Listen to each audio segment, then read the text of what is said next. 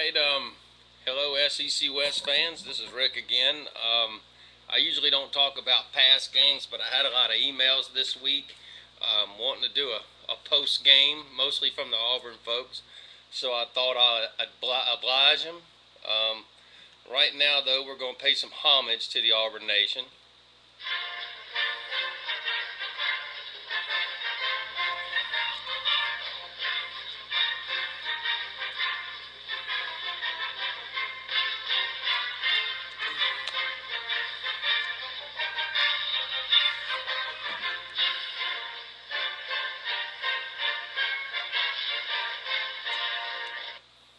All right. Hope everybody appreciated that. A lot of people sent me emails about what I thought of the game, and I wrote it all down. And I'll tell you, I'm glad somebody cares. Um, First of all, I want to thank the Auburn Nation for a wonderful time. Really enjoyed ourselves. I've been to a lot of trips over there. A lot of them were bogus, but this one was great. There's a lot of class during and after the game. There wasn't any cigars or cursing or people being mad. Uh, in fact, I really want to tell Mr. Coach Gene Chizik I appreciate him kneeling on the 1 yard line like that, not running up the score. I don't think Coach Tubbs would have done that. And in this area, BCS, it's probably would have been in his interest to do that. With that said, here's what I thought about the game. Um, it's funny, the night before the game, I told my buddy Sherrill that I stayed with in Montgomery. I told him, I said, this game has the same feel that LSU and Alabama game had in, I think it was 2006 when Mike Shula was there. And it was like Alabama was 2 and LSU was 3. LSU had lost the game. And that game was for a lot of, notoriety. And it seemed like after that game, both teams kind of petered out. And I told him this game has the same kind of feel. Whoever wins, I think both teams might peter out down the road. But that's not what I think now. It's just something I said the night before the game. So my thoughts were, I thought if we held Auburn to 17 points, we would have a good shot of winning. They scored 24. If you'd have told me before the game they would score 24, I'd have took it, probably in a heartbeat. It's tied halfway through the fourth quarter, um, and then we end up being down 7 with 3 minutes, and I think this clock said 3 minutes and 50 seconds left to go in the fourth quarter. We had the ball right around midfield. Perfect opportunity to, run some plays, score a touchdown, tie it up, take your chances in overtime. Who's to say who would have won in overtime? But had that happened, we'd have been leaving the game saying, hey, we won one more game we had no business being in. And I totally believe that. I know everybody's talking about Cam Newton, and he did an outstanding job. But, if I had a game ball to give, it would be to Fairley. From my vantage point, I was able to focus in on him in a lot of different plays, and I made it a point to try to look at big number 90. And he did some things, folks, that I haven't seen anybody do.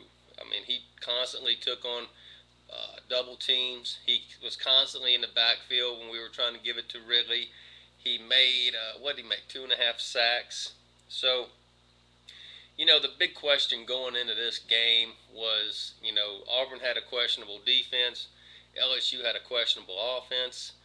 LSU couldn't execute their offense, and I think it had more to do with Fairley than anybody else. Everybody else stepped at their game, but, this guy single-handedly wrecked our offense. So, and, Cam ran all over us, and so did everybody else. I think they had a record. I know that was the most yards that Auburn's had in the SEC game, rushing yards, and I think that's the most rushing yards LSU's given up since the 70s. So basically it's a butt kicking all the way around. But I give Fairley the ball. Um, you know, if Auburn can keep this momentum and keep it up and end up winning the national championship, I think they deserve it. I said the same thing about Bama fans last year. If there's any group of fans in this world that deserved it more than Bama, let me know, because all the junk they've gone through in the 90s in the last 10 years has been horrible. Auburn getting screwed in 2004, was it?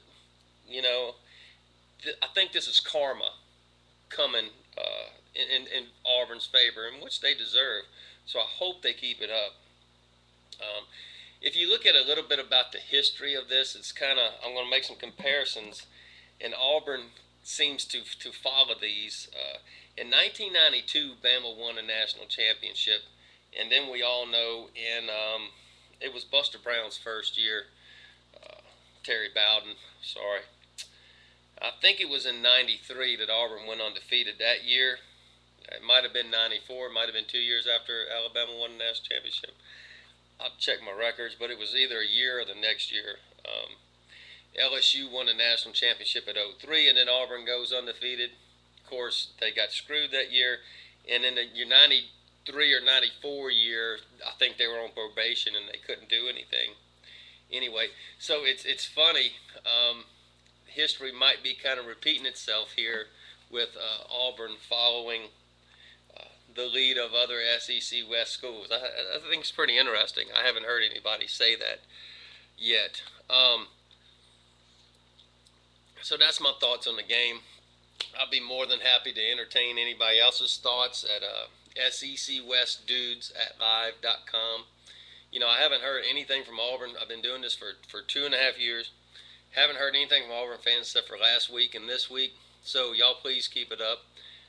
I need an Auburn fan to give us some insights. If any of y'all want to do that, please let me know.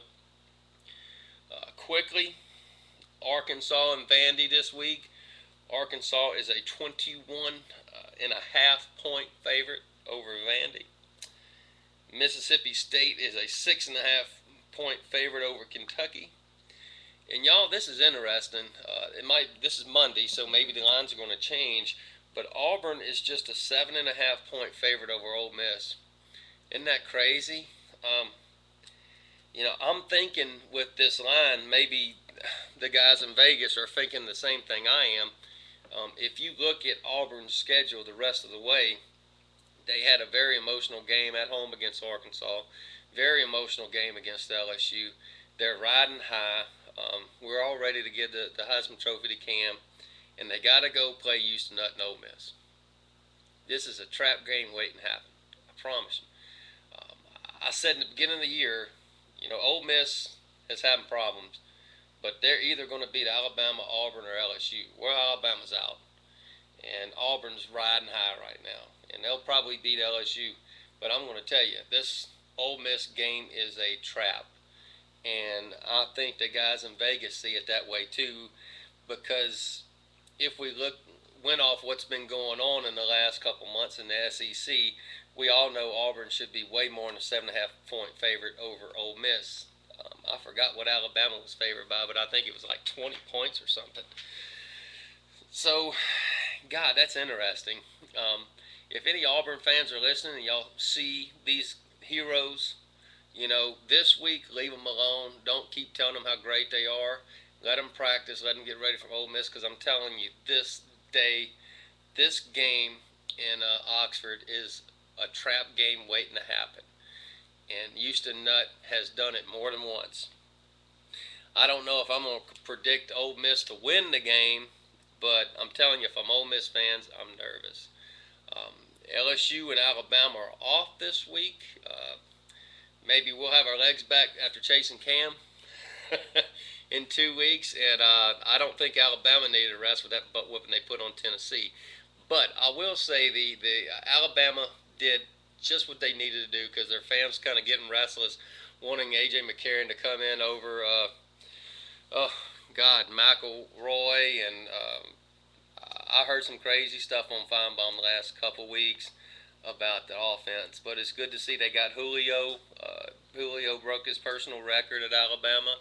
They needed that, so they're going to have a whole 2 week period here of their fans off their backs, and I think everybody's just ready for that Iron Bowl. I don't know.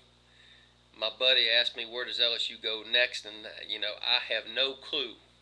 They might can win the rest of their games, or they might lose the rest of the games. I don't know, but we've got a week to just chill out and relax. Like I said, I appreciate all your emails. That email again is secwestdudes@live.com. Check us out, and I appreciate it again. And thanks for all the views this week. We've been having a lot of fun. Thanks.